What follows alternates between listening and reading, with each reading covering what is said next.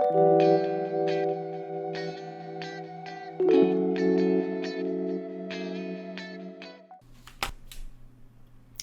안녕하세요. 신음입니다. 슬기로운 영어 생활이에요. 자, 오늘은요, 아이들의 학습 습관에 관련된 이야기를 좀 해보려고 해요.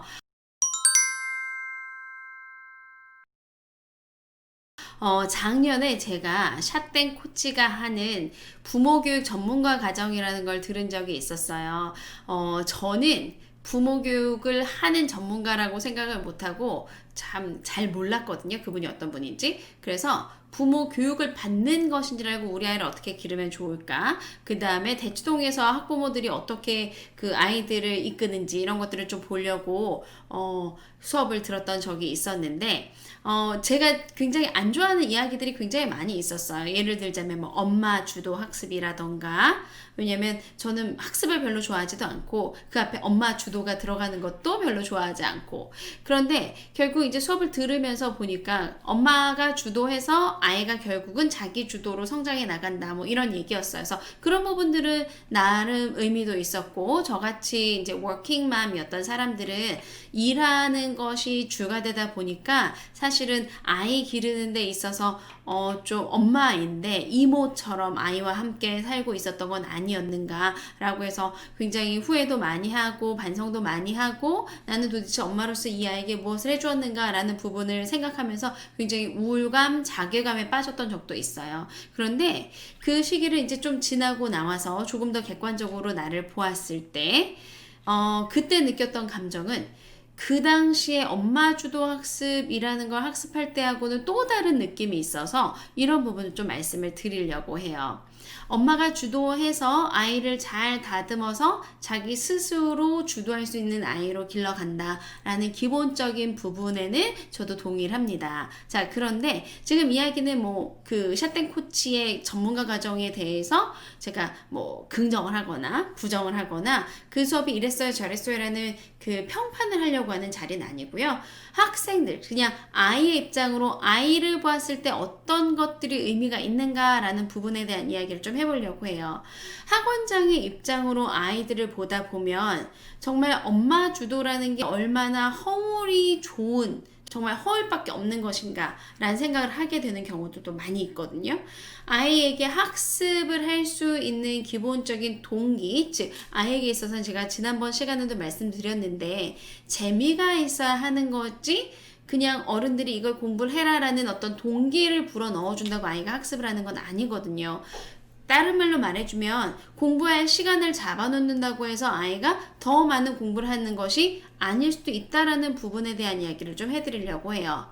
물론 학습 습관이 잘 배인 아이들이 그 습관에 더불어져서 동기 혹은 학습을 하고자 하는 욕구가 있다고 한다면, 그렇다면 더 할 나위 없이 좋겠죠. 하지만 학습을 하려는 욕구나 동기는 만들어주지 못하고 그냥 아이에게 학습 습관, 즉 학습을 해야 되는 시간을 잡아주는 것만으로 이 아이가 얼마나 공부를 하게 될 것인가 라는 부분은 조금 더 뒤떨어져서 다르게 생각해 보실 필요가 있을 것 같아요.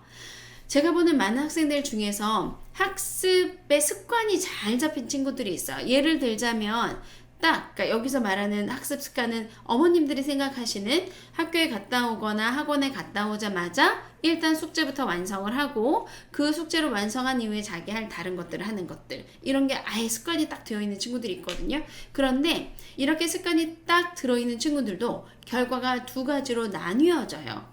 한쪽은 굉장히 그 효과를 보는 쪽이 있고요. 다른 한쪽은 숙제를 이렇게 하는 게 무슨 의미가 있지? 라는 생각이 드는 친구들도 있습니다. 예를 들자면 이런 거예요. 이 아이는 숙제를 해야지만 밖에 나가서 놀 수가 있고, 숙제를 해야지만 그 다음 자기가 좋아하는 걸 할 수 있게 돼요. 이렇게 되다 보니까 친구가 숙제를 대충 합니다. 생각해보고 고민해보고 그런 다음에 결과물을 만들어내는 숙제들이 있어요. 그런데 어떤 경우에는 생각이나 아니면 사고 어떻게 하면 더 좋은 작품이 나올까 라는 걸 결과를 생각해보지 않고 무작정 결과물만 만들어서 내고 난 숙제를 했어 라고 하고 끝내는 경우들이 있고요. 또 다른 한 가지 잘못되는 케이스는 아이들이 숙제를 함에 있어서 딱 숙제만 하는 거예요. 여기까지만. 여기서 조금도 1도 추가적으로 더 공부를 하거나 1도 추가적으로 더 읽지 않고 그냥 딱 자기에게 할당된 것만 하는 거예요. 워낙에 빠듯하게 스케줄이 짜 있다 보니까 여기에 내가 쓸 수 있는 시간은 요만큼밖에 없어 라는 것처럼 마치 숙제가 자기 공부의 전부인 양, 숙제가 끝나는 것과 동시에 자기 학습이 끝났다고 생각하는 경우, 이런 부분은 저는 오히려 학습의 습관을 잡아준 것이 아이에게 옳지 않은 방향으로, 아이에게 부정적인 방향으로 적용하지 않는가라는 생각을 해봅니다. 오히려 이 아이에게 숙제를 꼭 꼭 해야만 하는 것은 아니지만 이 숙제를 통해서 너가 한 발짝 더 나아갈 수 있는, 너가 뭔가에 더 몰두할 수 있는 기본이 만들어졌으면 좋겠어. 그러니까 숙제가 정말 숙제를 하고 말고가 아니라 내가 해야 되는 학습 선상에서 이 숙제라는 부분이 차지하는 영역이 어느 정도인지에 대한 개념을 먼저 더 설명해 주시는 것이 옳지 않을까라는 생각을 해봅니다. 아이들 중에서요, 정말 누가 아무 말도 하지 않아도 그냥 더 깊이 있게 들어가고 알에 대한 지식에 대한 욕구가 풍부한 아이들이 있기는 해요. 근데 그런 아이들이 많지는 않거든요. 그런 아이들, 공부가 그렇게 항상 좋지 않은 아이들에게 숙제 자체만을 너무 강요하거나 습관을 잡는다고 해서 딱 정해진 시간 동안에 무엇을 하도록 이렇게 요구를 하시다 보면 아이가 더 깊이 있게 한 걸음 더 들어가서 누군가가 원했던 것보다 더 추가적으로 무언가를 해내고 성취하는 기쁨 자체를 느끼는 기회를 빼앗는 것은 아닌지에 대한 부분도 한번 생각해 보시면 좋을 것 같아서 오늘 이 이야기를 좀 던져봅니다. 자, 우리 아이의 학습 습관, 숙제만 하거나 정해진 시간 동안 공부를 한다고 하면 우리 아이는 더 훌륭한 학자, 더 많은 생각을 할 수 있는 아이가 될까요? 오히려 아이에게 내가 정해주지 않더라도 장기간에 이 아이의 이 인생을 통째로 놓고 본다고 했었을 때 오늘 숙제 하나를 안 한 것이 이 아이에게 아주 큰 영향을 끼치진 않을 수도 있을 거란 생각을 해요. 오히려 숙제라는 것 자체가 내가 공부를 하고 탐구를 해나가는 부분의 일부가 되어야 되는 것은 아닐까.